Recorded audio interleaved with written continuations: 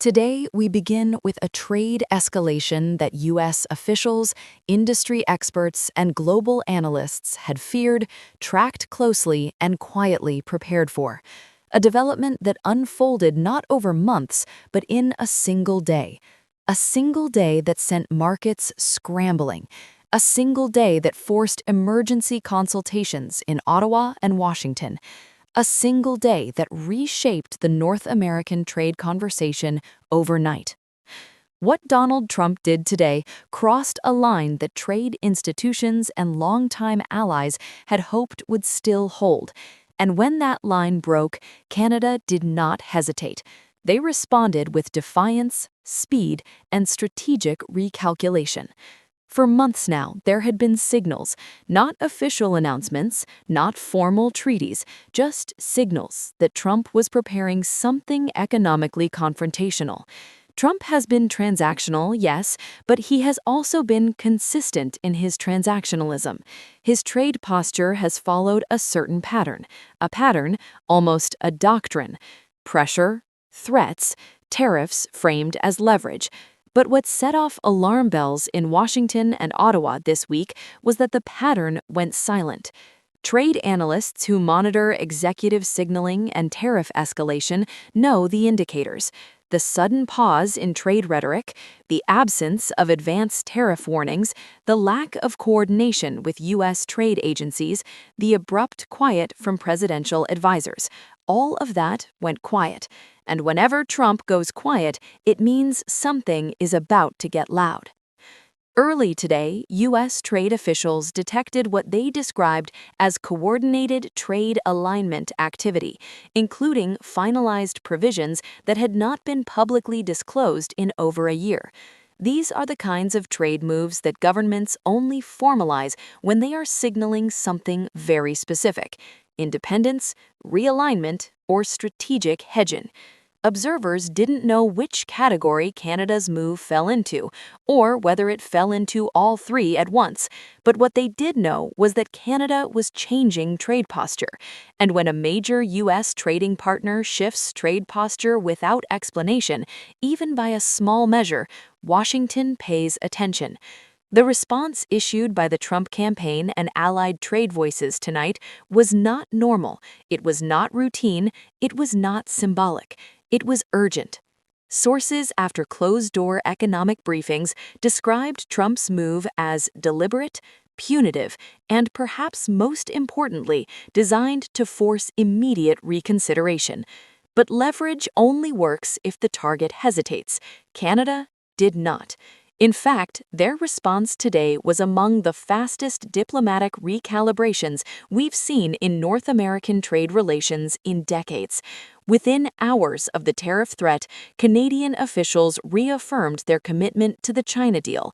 These weren't ordinary statements, these were strategic confirmations, the kind governments issue when they are preparing for economic retaliation.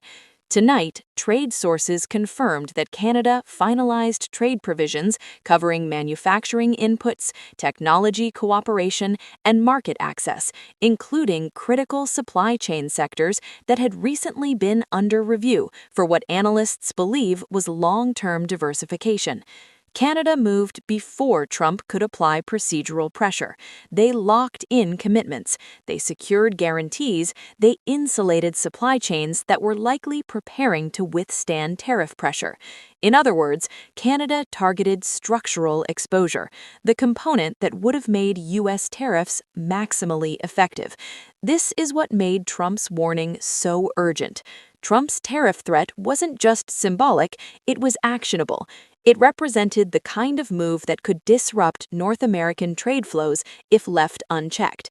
And Canada, understanding that fully, responded with force, not recklessly, not emotionally, but strategically. They didn't panic, they didn't retreat. They reinforced position, they hardened commitments, and here's where the story becomes even more intense. Trade analysts now believe Trump's tariff threat was designed to test the resolve of Canada after years of perceived economic dependence. Trump wanted to see whether Canada would blink, but instead, the opposite happened. Canada didn't blink. They doubled down in a way that was so calculated, so disciplined, that even Trump took notice. You don't get Trump's attention easily, but today, Canada did. One senior trade analyst described Trump's move as coercive signaling, a way to reassert dominance without immediately triggering retaliation. But Canada proved today that it remains both adaptive and strategic. Their actions were not only firm, they were precise, to the point that market volatility remained contained. That precision matters because it shows preparation. It shows that Canada is not reactive. They are anticipatory. As reports continued coming in throughout the day, we learned more about the scale of Canada's response. Canadian trade officials activated contingency planning, forcing tariff resilience. Provincial governments secured alternate export routes within 48 hours. Financial regulators monitored currency exposure linked to U.S. trade pressure. This wasn't just trade positioning. This wasn't just economic messaging. This was economic defense. This was strategic insulation. And insulation is the one thing Trump's tariff strategy has struggled to overcome since 2018. For every tariff advance, Canada countered with diversification and resilience. Remember, Trump believed Canada would prioritize U.S. access above all else. Canada would avoid confrontation at any cost. Canada would fold under tariff pressure. But tonight, the exact opposite is happening. Canada is diversifying. Canada is hardening position. Canada is signaling independence. What makes this moment so volatile and so revealing is that Trump's tariff threat comes at a time when he's under economic and political pressure. Manufacturers want protection, farmers want stability, consumers want lower prices, markets want predictability. Trump is balancing all of this while campaigning for leverage. And when leaders in that position make sudden economic threats, they're not acting from strength, they're acting from vulnerability. Canada's official response, now circulating through diplomatic channels, was designed to signal that Ottawa is not willing to abandon sovereign trade decisions. Officials said plainly that Trump's tariff threat was inconsistent with modern trade cooperation. That is diplomatic language for "we will not be bullied." You don't hear that tone from Canada unless something fundamental is at stake. Meanwhile, Canada's Prime Minister addressed the public in a measured, controlled statement tonight. He said, "Canada will always act in its national interest." He said, "Our trade relationships are built on stability." And he said, "We do not respond to threats, we respond to strategy." These are not rhetorical flourishes. These are statements from a government that understands just how high the stakes have become. Here's what makes the situation even more concerning. Trump's tariff threat wasn't isolated.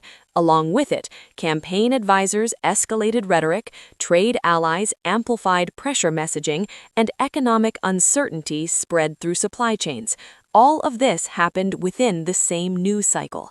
When Trump moves multiple pieces at once, it means something larger is underway. Analysts are now considering several possibilities. One is that Trump is preparing full trade confrontation. Another is that Trump is attempting renegotiation by force. A third, the most concerning, is that Trump is testing how much economic disruption allies will tolerate. But today, Canada removed one option. They refused to capitulate. They refused to stall. They refused to retreat. They stood firm. What we are watching now is a test of economic resolve. Trump wants to see how much leverage he has. Canada wants to show it cannot be coerced. Markets want stability. Institutions want restraint. Tonight, sources say trade teams are now monitoring escalation pathways. They say contingency plans are active. They say retaliatory options are mapped. And they say Trump's tariff threat is likely part of a broader strategy to reassert economic dominance. But Canada is not disengaging. It is responding, calmly, deliberately, decisively. Their response today, measured, prepared, and strategic, sent a message to Trump that pressure will be met with resilience, and it sent a message to the world that Canada is prepared.